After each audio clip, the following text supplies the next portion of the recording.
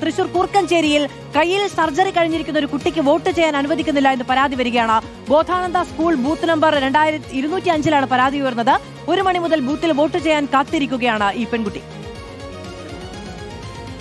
Jason ചാമോളപ്പിൽ വിവരങ്ങളുമായി നമ്മളോടൊപ്പം ചേരുകയാണ്. ജേസൺ, എന്തുകൊണ്ടാണ് ഈ കുട്ടിയെ വോട്ട് ചെയ്യാൻ അനുവദിക്കാത്തത്? എന്താണ് പ്രശ്നം? മാധു, രാവിലെ ഉച്ചയ്ക്ക് 1 മണിക്ക് വന്നതാണ് ഇപ്പോൾ അക്ഷയ എന്ന് പറഞ്ഞ പെൺകുട്ടി. എന്താ സംഭവം? ഞാൻ വോട്ട് ചെയ്യാനായിട്ട് 1:30 ഇവിടെ എത്തിയതാണ്. അപ്പോൾ ഞാൻ എൻ്റെ കാര്യങ്ങൾ ഒക്കെ പറഞ്ഞതാണ്. മിക്സിയുടെ ജാറിൻ്റെ ഇടയിൽ കുടുങ്ങിയതാണ്. അപ്പോൾ 10-15 സ്റ്റിച്ച് ഉണ്ട്. അപ്പോൾ ഞാനിവിടെ വോട്ട് ചെയ്യാൻ വന്നപ്പോൾ ആള് പറഞ്ഞു ഇത് തുറന്ന് കാണിക്കാനാണ് പറഞ്ഞത്. അപ്പോൾ അവിടെ സഹപ്രവർത്തകരൊക്കെ പറഞ്ഞു വേറെ പേരിൽ വോട്ട് ചെയ്യുകയെന്ന്. പക്ഷേ ആള് അങ്ങനെ ചെയ്യാൻ നിയമമില്ല എന്നാണ് പറഞ്ഞത്. അതെ, പ്രിസൈഡിംഗ് ഓഫീസർ. 1:30 വന്നിട്ട് ഇത് ഇത്ര നേരം വരെ കൂടി ഇരുന്നിട്ട് ഒരു നടപടിയായിട്ടില്ല. ഇല്ല, നടപടിയായിട്ടില്ല. ഓഫീസർമാരെയൊക്കെ വിളിച്ചു, പക്ഷേ ആള് സമ്മതിക്കുന്നില്ല, മാഡം സമ്മതിക്കുന്നില്ല. അപ്പൊ അവരെന്താ പറയുന്നതിന്? നിങ്ങൾ പുറത്ത് വെയിറ്റ് ചെയ്യാനാണോ പറയുന്നത്? ഒന്നും പറഞ്ഞിട്ടില്ല, ചെയ്യാൻ സമ്മതിക്കുന്നില്ല എന്നുള്ള നടപടിയാണ് ആള് എടുക്കുന്നത്. ഇപ്പൊ 5 മണി കഴിഞ്ഞിരിക്കുന്നു, ഇത്ര നേരമായിട്ടും വോട്ട് ചെയ്യാൻ സമ്മതിക്കുന്നില്ല എന്ന് പറഞ്ഞാൽ ഏത് നിയമത്തിന്റെ അടിസ്ഥാനത്തിലാണെന്ന് ഒരു ചോദിച്ചു. ഇങ്ങനെ പരിക്ക് പറ്റിയവരെ ഓരോ രേഖകൾ വേണമെന്ന് പറഞ്ഞു, പക്ഷെ അതൊക്കെ ചെയ്ത് കൊടുത്തിട്ടും ആള് സമ്മതിക്കുന്നില്ല. ഡോക്ടറെ ഇത് എത്ര നാളായി പറ്റിയിട്ട്? ഇതിപ്പോ 4 ദിവസം ഇത് പറ്റിയിട്ട്. അപ്പൊ ഒരു 1.5 എനിക്ക് ഡ്രസ് ചെയ്യണം. അപ്പൊ അതിന്റെ ബുദ്ധിമുട്ടുകളുണ്ട്. പക്ഷെ ആള് പറഞ്ഞിട്ട് അതൊന്നും കേൾക്കുന്നില്ല. കുഞ്ഞായിട്ടാ വന്നിരിക്കുന്നത്. അതെ, കുഞ്ഞുമായിട്ട്. ഇത്ര നേരം 1:30 വന്നിട്ട് ഇത്ര നേരം ഭക്ഷണം പോലും കഴിക്കാതിരിക്കുക? അതെ, ഭക്ഷണം പോലും ഞാൻ കഴിച്ചിട്ടില്ല. പക്ഷെ അവര് സമ്മതിക്കുന്നില്ല, ഒന്നും പറഞ്ഞിട്ടൊന്നും കേൾക്കുന്നില്ല. ഒരു തീരുമാനമാവുന്നവരെ ഇവിടെ ഇരിക്കും. അതെ, വോട്ട് ചെയ്യുന്നിട്ട് പോകുന്നുള്ളൂ. മാധു, വളരെ വിചിത്രമായ ഒരു സംഗതിയാണ്. 1:30 വന്നു, ഒരാളുടെ വിരലിൽ പരിക്ക് പറ്റിയാൽ ആ പരിക്ക് സ്വാഭാവികമായിട്ടും ഇവിടെ കാണിച്ച് ബോധ്യപ്പെടുത്താൽ വോട്ട് ചെയ്യാവുന്ന സാധ്യതയുള്ള VS സുനിൽകുമാർ തന്നെ ഉണ്ട്. അല്ല, ഇത് വളരെ തെറ്റായിട്ടുള്ളൊരു കാര്യമാണ്. കാരണം തെറ്റായിട്ടുള്ളതെന്ന് പറഞ്ഞാൽ ഒരു വോട്ടവകാശമുള്ള ഒരാളുടെ ഐഡന്റിറ്റി പ്രൂവ് ചെയ്യണം. അയാൾ തന്നെയാണോ, അയാളുടെ പകരം വേറെ ആരും വോട്ട് ചെയ്തിട്ടുണ്ടോ, അവിടെ ഇരിക്കുന്ന ഏജന്റുമാർക്ക് മറ്റ് രാഷ്ട്രീയ ഏജന്റുമാർക്ക് എന്തെങ്കിലും പരാതി, ഇതൊന്നും അവിടെ ഇല്ല. ആർക്കും പരാതിയില്ല എന്ന് മാത്രമല്ല അവർക്കൊക്കെ അറിയുന്ന കുട്ടിയാണ്.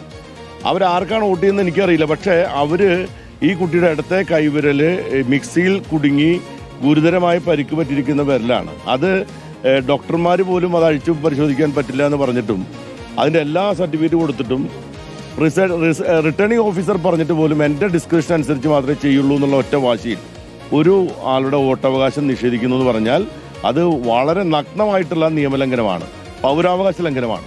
ഇപ്പോൾ ആളുകൾ പ്രതിഷേധമായിട്ട് പുറത്ത് ആളുകൾ വരുന്നുണ്ട്. എന്താണ്? അല്ല, ഇത് ഒരു സ്വാഭാവികമായ ന്യായമായ നീതി നടപ്പാക്കണം. ഇതിനകത്ത് ഇവിടെ ഇരിക്കുന്ന നമ്മുടെ അടുത്ത് ഈ ഇലക്ഷൻ കമ്മീഷൻ പറയുന്നത് എന്താണ്? രാജ്യവ്യാപകമായിട്ട് ഇലക്ഷൻ കമ്മീഷൻ പറയുന്നത് നിങ്ങളെല്ലാവരും ഒന്ന് വോട്ട് ചെയ്യൂ, ആരും വോട്ട് ചെയ്യാതിരിക്കുന്നതാണ്.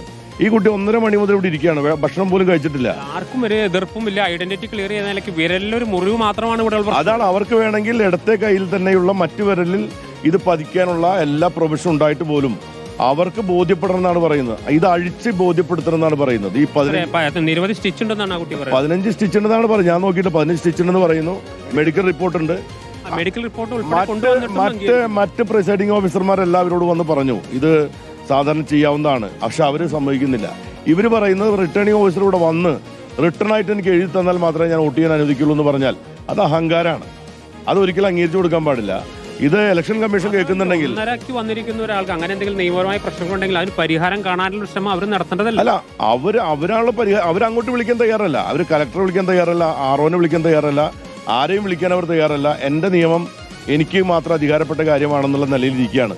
ഇവർക്കല്ല അധികാരം, നിയമത്തിനാണത്. ഒരു നിയമം ഒരു പൗരന്റെ വോട്ടവകാശം നിഷേധിക്കാൻ പറയുന്നില്ല.